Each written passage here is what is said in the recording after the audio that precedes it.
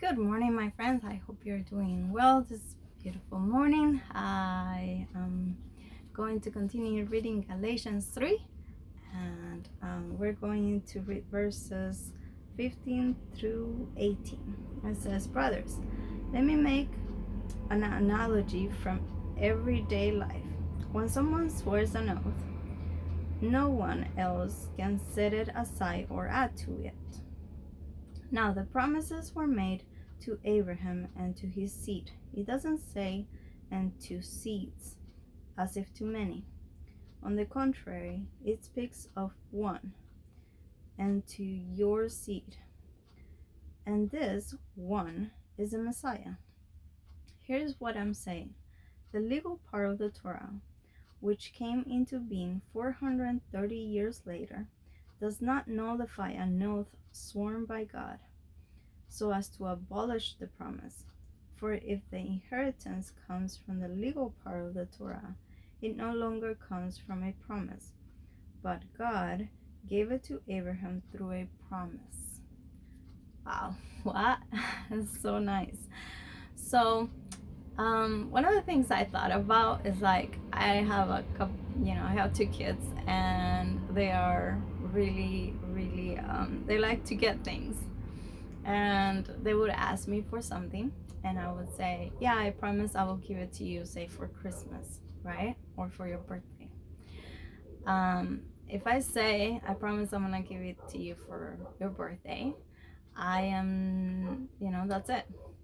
Whenever their birthday comes, I'm gonna give it to them for their birthday. Now, if later on I say, hey, you gotta wash the dishes, you gotta, clean up your bedroom, you gotta do this, you gotta do that, and I expect them to do those things, it's perfectly okay. But when their birthday comes, I am supposed to give them that gift, regardless or not they did those, do the dishes or clean their bedroom or whatnot, because that was given after the fact of the promise. And this is a perfect example of it. God gave a promise to Abraham to give him the inheritance, to give him, it's just to give him his spirit.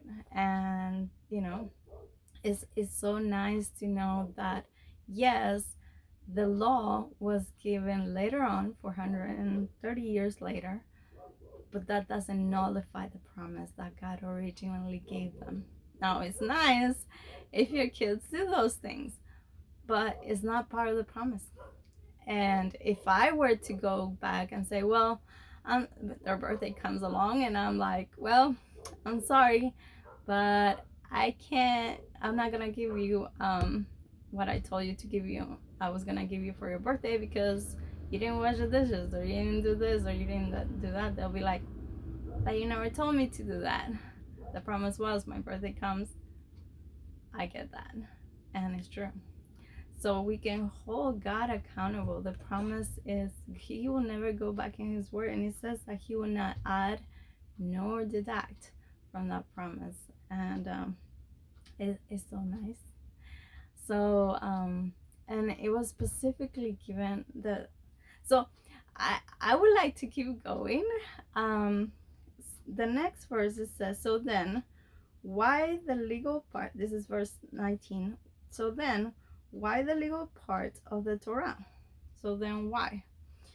It was added in order to create transgressions until the coming of the seed about whom the promise had been made. Moreover, it was handed down through angels and a mediator. Now, a mediator implies more than one, but God is one.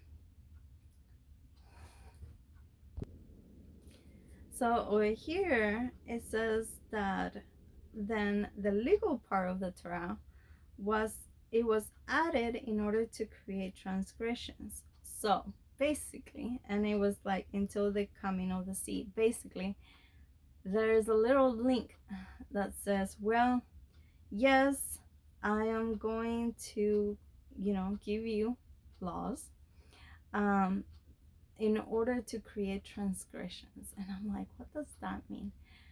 until the coming of the seed, the one seed. And we said earlier on that verse that the one seed is the Messiah. In order to separate the transgressions, us, remember, we're imperfect. We can't keep all the laws.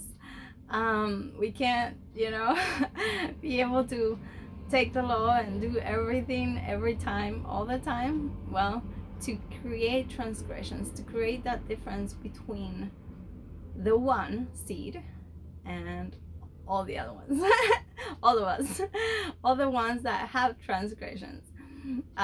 Because the one seed, the Messiah, he was the one that was going to be able to be the perfect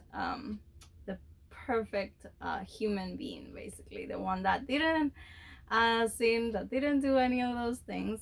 So because we're not it, the only reason reason that the law was given was because it needed to separate regular people just like us from the seed, which is the Messiah. So but the promise was never abolished, which is great, because the only reason why this is the God gave the legal part of the promise was to separate us from the Messiah, which is great to know, because he's the only one that was able to do that, and he's the only one that will be able to do that. That we won't be able to do those things ever, as much as we try. So it's so nice to know that God promises never go back, and his inheritance is not dependent on the legalistic part of it, but on the Messiah, who fulfill all the legalistic part for us. So I encourage you guys to get closer to the Messiah, Jesus, Yeshua, and be close to him, because the closer you are to him, the more of a good relationship we'll have, and then those things will come easy. It's easy to obey God when we love him. It's easy to talk, when we're spending time with him. It comes naturally, honestly. It's so much easier and so much fun, actually. God bless you. Have a wonderful day. Bye.